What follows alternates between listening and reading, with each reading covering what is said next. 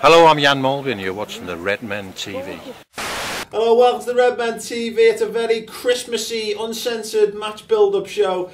Liverpool's trip to face off against Sean Dyche's Burnley side on Boxing Day. I'm joined by Chris Pager. Hello. And John Machin. I mean, moderately Christmassy. We've got some crackers and a tree and shit. And we've got some Christmas-themed questions to come up. And we might even pull a cracker or two, which is nowhere near as impressive as it would have been when I was 17. Never mind.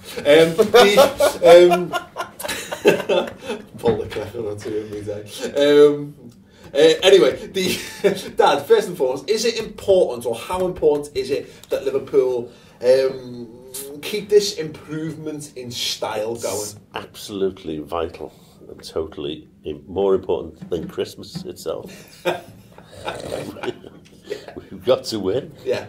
You know, we've just got to start getting points on the back now, or we'll never make top four ever. Yeah.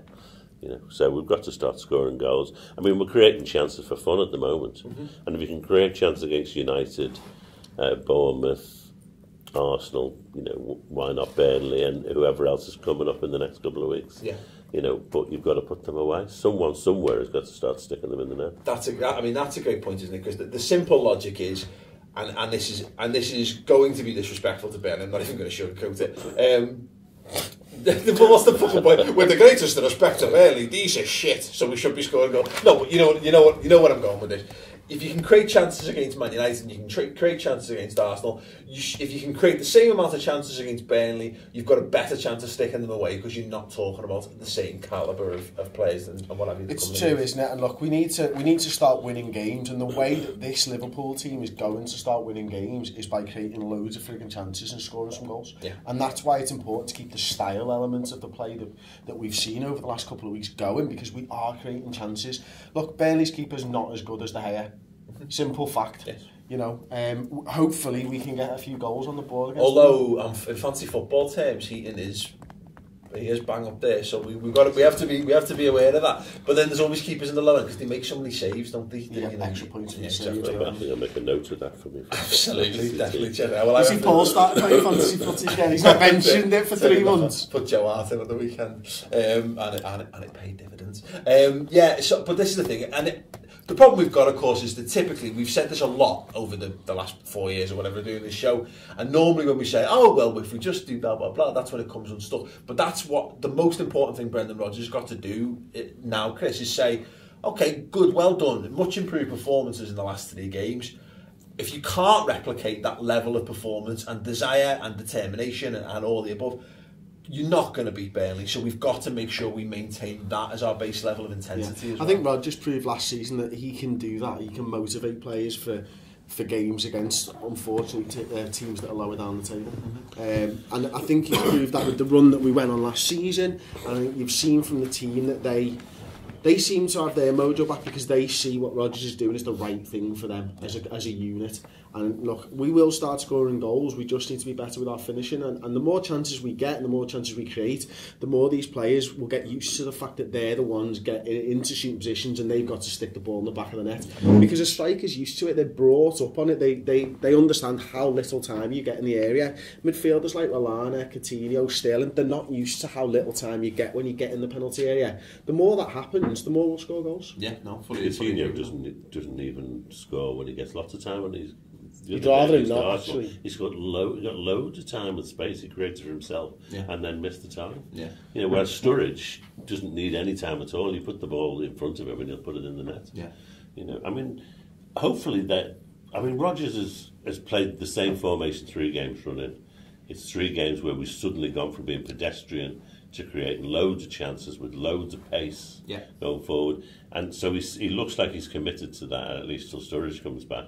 So hopefully, you know, Burnley will be overwhelmed by the speed and the ferocity of our attacking play. Yeah, I mean, fingers crossed. And I think the thing is about Burnley is we can't forget, you know, it's one of those little grounds in the north that Liverpool typically have problems with. You know, their team, they're going to be scrapping for their lives. I think they're just the top of the relegation zone at the moment. A win could take them up to 15. they're going to be much like the way Liverpool are going to be looking at the league and thinking we need to get some points on the board to get ourselves up there. They're going to be thinking they have improved. I mean, they started off quite poorly, and they have started to get better, and they've had a couple of good results. The last 6 they've drawn 2, 1, 2, and lost 2. And Danny Ings has started to score goals, and I wondered whether he would make the step up. I mean, we were rumoured to be very interested in him when I thought to myself, well, it's a big... Is he the next Jordan Rhodes? Yeah, and yet, he has started to score a few, so I'm pleased for him. Yeah, well, that's it. I think that's something... do it on Boxing Day. Yeah, something we need to watch out for, because I actually remember watching the end of Chelsea going there at the start of the season. And Burnley gave them a little bit of a bloody nose, but when it came down to it, what Burnley lacked was quality in that side, and they looked very, whereas Chelsea did what Mourinho always does, they get the nose in front and then just coast to victory, and Burnley didn't have that X factor that you need in order to kick on. So I'm hoping that that's still the case, and we Liverpool need a big result, and we can't, as I say, for me, I've been a great supporter of Brendan Rodgers throughout this, and I think the jury's still out to a certain degree, because the fact of the matter is we need to get more wins. We need to start. It's all well and good having nice performances and changing the style of football, and then saying we haven't got the attacking talent. Raheem Sterling, Philip Coutinho, Lazar Markovic, all of these players should be good enough to be able to get more goals than they're actually getting, so they need to step up to the plate big time. Yeah. Okay, well, we're going to have some... Xmas, do that every time. Christmas, I write Xmas, I read it. It's the wrong burgundy in me. Anyway, Christmas questions. I'm going to post these to the pair of you, so I want you on your mental toes. Hands up with the answers. First one, hands up, gets the first one to answer. Which Norwegian scored his first LFC goal on Boxing Day in 1998? Was it Leonardson? It was not Leonardson. Hegem. Vegard Hegem. Bing. Left me bell over there. Damn it. Tom, grab us me bell, quick.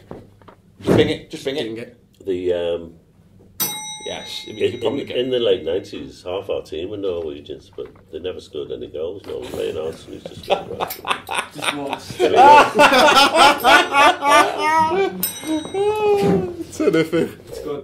It's good. Yeah, we had a team of Norwegians at the time. Leonardson would score goals, the others wouldn't. So if he didn't, who else? Kavama never would. And yeah, absolutely. Bjorneby would occasionally. Yeah, the odd one. Okay then, which Liverpool striker made his debut Boxing Day 2001? 2001. Oh, hands up! Remember, first one, hands up. Maya? No, incorrect. It was the late 90s. Striker 2001. Come on. Who did we sell in 2001? Striker? Oh, Robbie. And who did we replace him with? Anelka? Correct. Anelka? Nicholas Anelka made his Liverpool debut on Boxing Day in 2001. Well done. And third and final Christmas flavoured question. When was the last time, this is quite a marine one perhaps, I've just given away a little bit of the answer, but that's fine. When was the last time we won on Boxing Day? 2001. 2011. Nope. 2003. No. 2010. No. You got to put your hand up, John. 2009. Yes! 2-1. Bonus for the score. To you. Already, go on. 2-0. Oh! Any idea who it was against? No. Yeah, there you go. Very good. It was in 2009 against Wolves goal scorers as well. In case you're Steven Gerrard. And the poor man's Adam Lallana. Benayoun? Yossi Benayoun. There we go. Fantastic. Well done. Sorry for anyone wearing headphones there. Yeah, so there you go. If you got those questions right, well done. Good on you. Give yourself a big pat on the back. Question then. First and foremost, what do we want for Christmas as Liverpool fans? Goals. Great. I wouldn't mind a late Christmas present, early January, and a boss centre forward. Ooh, yeah. It's definitely on my Crimbo list. If we can't get it in the mail, but contracts and that agreed, like Sturridge 2 years ago. I'm goalkeeper myself, so you can have a striker, I'll have a goalkeeper. Or what are you going to take? 3 centre backs? No. 3 wise men. No. 3 wise men for the transfer committee. Defensive midfielder who can play long passes and also tackle. We were so close with Gerrard then for a minute until you said tackle. Yeah, we flip it on the other way. On its head, it's Lucas, isn't it? Like, there's a midfielder who can tackle, but also play long passes. Never mind. Yeah, that'd be great. Let us know, what would you want as a Liverpool fan? What do you want for Christmas? Let me know in the comments below right now. If you want to write a full essay on it, go for it. If you just want to write a striker or you want to name that player in particular, do it, and we'll ask Santa for you. Okay, what team should we go with? Chelsea's.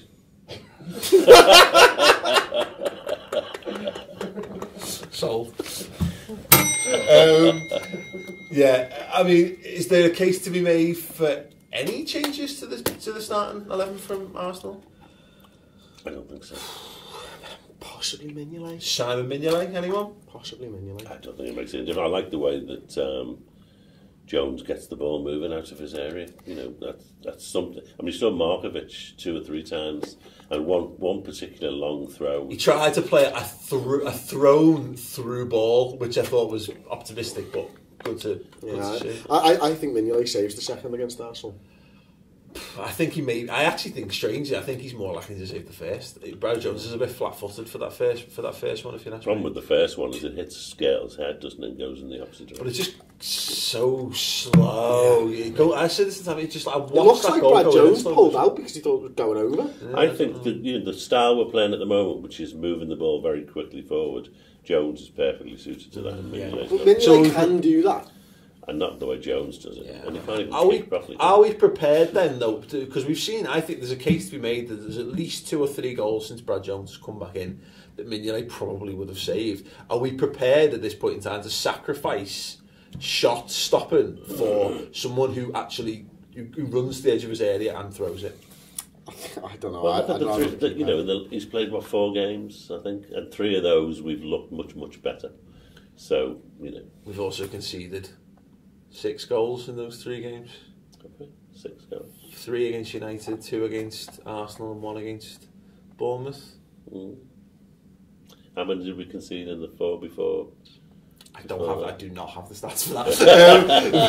And I bet it's not that far off. Yeah, 6. It's probably not far off. But this is the thing, isn't it? That'd be interesting to know your thoughts on that as well. Just simply Jones or Mignolet. If you write that in the comment section to let us know your thoughts on the matter.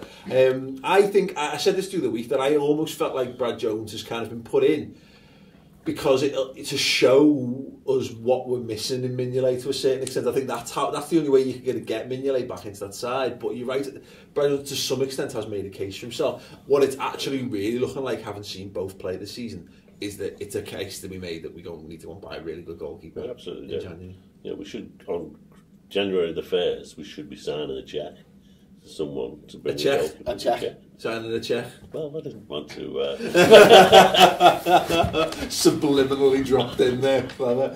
And as well, your thoughts on that. Obviously for this game, Jones or Mignolet, but should one of them be restored? Should we definitely be looking to get a goalkeeper in the January transfer window? Thoughts on that in the comments below. As well, should we do Christmas crackers? Why not? Yeah. Why not? Dad, do you want to do one with Chris? That was pathetic. Tesco's value crackers. Do you want to do the joke for us, please, Dan? Yeah. How do you stop a skunk smelling? I don't know. How do you stop a skunk smelling? Hold its nose. Way!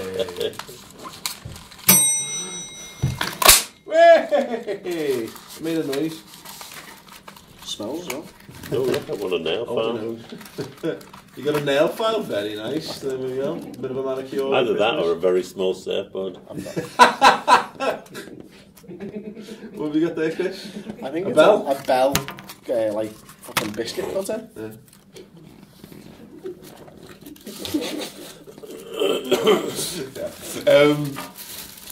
You get your hat there and everything, right? Anything you want? Oh, it's a disgrace.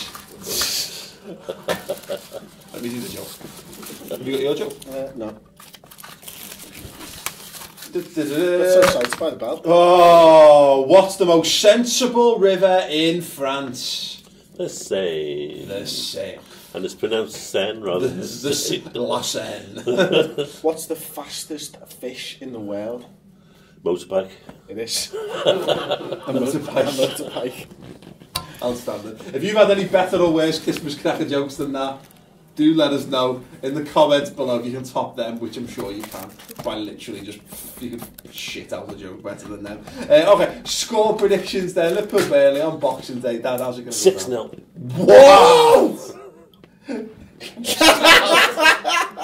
Whoa! Sound. No more predictions. Chris. I've predicted a clean sheet the last couple. I've got to be right at one of these. So 2-0 Liverpool. Yeah, well, I'm going to have to fall right between them two. I'll go 4-0 to Liverpool. Adam Lallana. Yeah. Adam Lallana and Sakho. Yeah, I'll be happy with that. Let us know your score predictions in the comments below. Obviously, how you think Liverpool are going to land. Your thoughts on the goalkeeper situation, your Christmas cracker jokes, and anything else that's basically just bothering you and you want to get off your chest. Just let us know in the comments below. Give the video a big thumbs up if you want to watch more Redmen TV goodness. If you're going to be bereft for the lack of us, we're not going to be doing post-match content for Burnley. It's Boxing Day, we're having a day off, which I think is alright. And if you're upset about that, I might actually enjoy some football. Might potentially enjoy watching the footy. Tweet something. Could actually tweet some stuff out. But if you want to watch us, we've got a very special Christmas special on the redmentv.com. If you want to see Chris's post-match reaction from the Basel game, which is the best one he's ever done. Go and check out the redmentv.com. We've got loads of it. We should have an interview with Colo Torre as well. A few of the bits of me versus Chris on FIFA 95. And like I said, loads of cool bits that we've not shown to you for whatever reason this year. All in our subscriber exclusive Christmas special, the redmentv.com. It's free for a month. You're going to be looking for stuff to do over the next couple of weeks, avoiding your family and Brussels sprouts and all that shite. So go and check that out. Free for a month, redmentv.com. Go and do it. Now, anyway, thanks very much for watching and have a very good Christmas from all of us and obviously a Happy New Year, but we should be back before then. But nevertheless, cheers. Chris, what do you want to say on that, mate? I think if we had a centre-back, 3 goalkeepers and a striker, we'd have dicked them. Absolutely, without a doubt. It was it's the same old story, isn't it? No attacking threat or insufficient goals in that side.